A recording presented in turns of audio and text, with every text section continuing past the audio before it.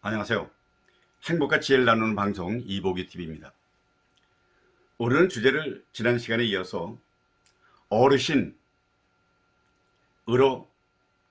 대접받고 그렇게 살다가 멋지게 떠나세요. 이런 주제로 얘기를 하겠습니다. 사람은 누구나 다 이 생을 떠나야 되지 않습니까? 그 떠나는 과정이 사람은 마지막이 참 비참할 수가 있습니다. 왜냐하면 곤충들, 매미, 잠자리, 나비 같은 것은 아래서 애벌레로 성충 날개 달고 하늘 나르다가 세상을 떠나니까 멋지게 떠날 수 있습니다. 근데 사람은 아무리 권력이 있고 화려하게 살다고 치더라도 마지막 장면은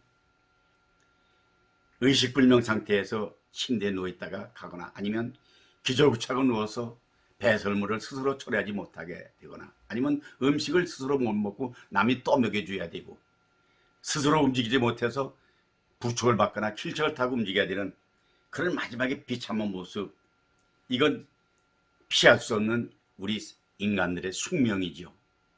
그 숙명을 거역할 수가 없지 않습니까? 근데 그래도 마지막을 멋지게 산 분들이 있습니다. 난 마지막 떠나는 장면 가운데 제일 멋진 분이 이순신 장군입니다. 이순신 장군은 노량해전에서 적의 화살을 맞고 나의 죽음을 알리지 말라. 참 멋진 순간이었습니다. 또 한 분 예수, 십자가의 재판에 의해서 십자가에 죽어가는 순간입니다. 피 흘리고 죽는 순간에 그때 저들을 용서해 주시옵소서. 그러고 나는 다 이루었노라 이러고 떠나시는 모습 참 멋집니다. 그리고 또 한 분 얘기를 하고자 하는 것은 얼마 전에 KBS에서 나훈아 가수가 노래를 불렀는데 멋진 시간이었습니다. 저도 그거 즐겨봤습니다. 근데 그 신곡 하나가 테스형이라는 노래가 있었습니다. 테스형. 그 테스는 알려지지만은 소크라테스를 이제 테스형이라고 이제 이렇게 얘기를 만드는 거죠.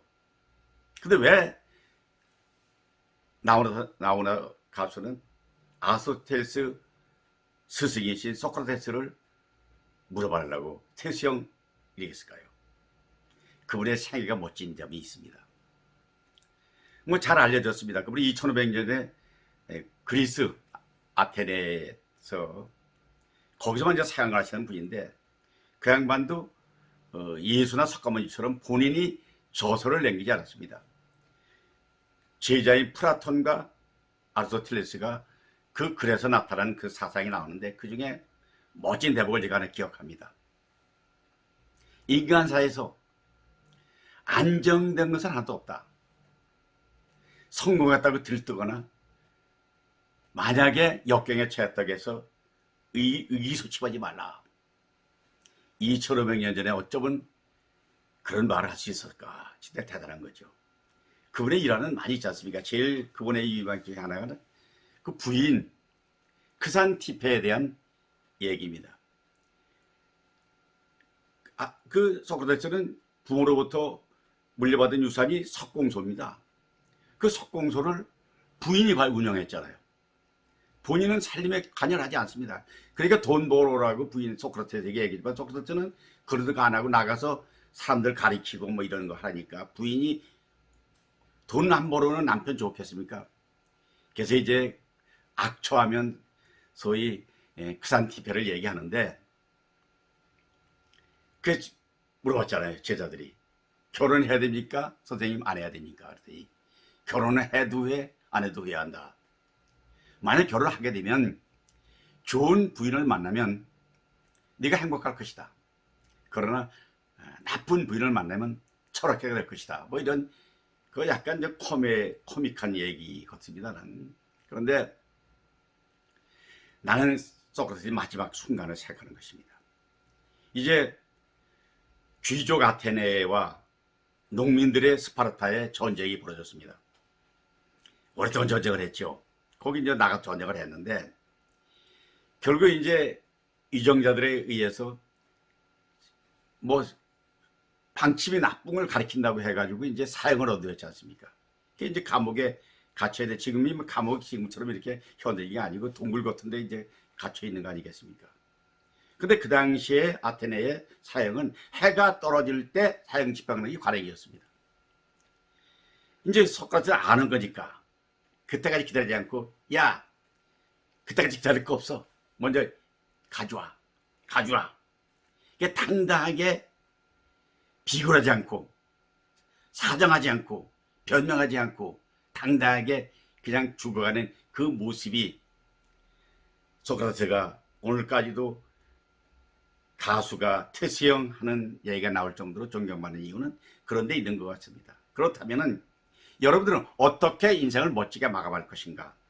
물론 위인 같은 이런 얘기는 아니더라도 적어도 난 세 가지는 여러분에게 권하고자 합니다. 첫째는 뭐냐?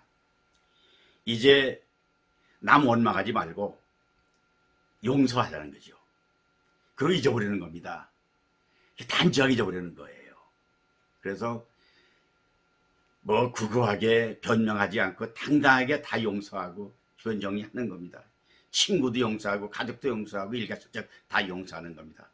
두 번째 하라는 것은 자식들하고의 독립을 하십시오. 자식을 키울 때는 속상한 일 많았었죠. 공부 안 하고 엉뚱한 짓 하거나 다른 집 아들들은 좋은 대학 가는데 좋은 대학 못 가고 또 좋게 잘 되지 못하는데 이러면 속상했죠. 내가 이제 그런 자식들이 50이 되고 보니까 다 부질없는 짓입니다. 자기들은 자기 인생이 있는 겁니다. 그런데 괜히 노심초사한 거죠. 자식이 돈이 많든 없든 간에 자식은 이제 그 정도 됐으니까 자기 인생 자기들 살 겁니다. 걔들이 만약에 의지가 있다면 나의 마지막 순간에 잘 좀 도와주면 좋겠다 생각이지만, 그러나 그것은 기대만 할 뿐이지 독립하십시오. 그게 지혜입니다. 세 번째 이제 권하고 싶은 것은 주변 정리를 잘 하시라는 겁니다. 신변 주변을 잘 정리하라는 겁니다.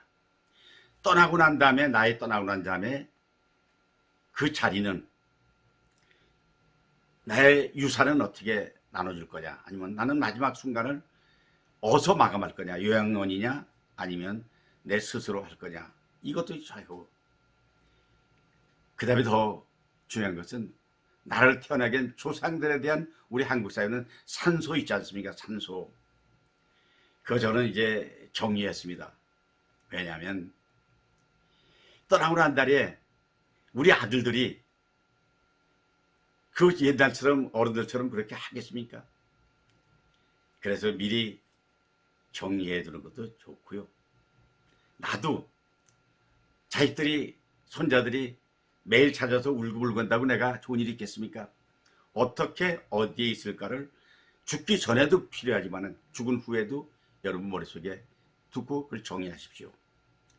그 죽고 난 다음에 자식들이 쌈나지 않도록 재산이 있다면 잘 정리해서 마지막에 나비처럼 매비처럼 멋지게 하늘을 날고 날아가는, 모든 사람에게 존경받는 떠난 자리가 빛나 보이는 그런 인생을 살 수 있도록 지금 미리미리 준비하는 세 가지. 이제 용서하기 잊어버려라, 자식들하고 독립해라, 그리고 신변을 잘 정리하라, 이 말씀을 드리면서 오늘 영상은 여기서 마치겠습니다. 여러분 오늘 좋은 날입니다. 자, 저와 같이 오늘도 화이팅! 화이팅! 화이팅!